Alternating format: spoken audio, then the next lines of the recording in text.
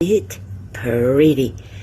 Cut the top off and then remove the outer layers. Then start slicing the pineapple. Assemble the pineapple on a baking dish. For the sauce, in the same bowl with the chili jam and the grated ginger, grate your garlic. Add the sesame, the red pepper flakes. Add the chopped cilantro. Add the melted butter and start stirring until well combined. Place the larger pieces of the asparagus around it.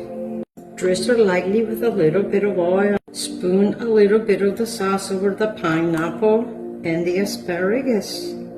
Mix in salt and pepper. Add the salmon on top. Smear the rest of the sauce, rest of the asparagus, and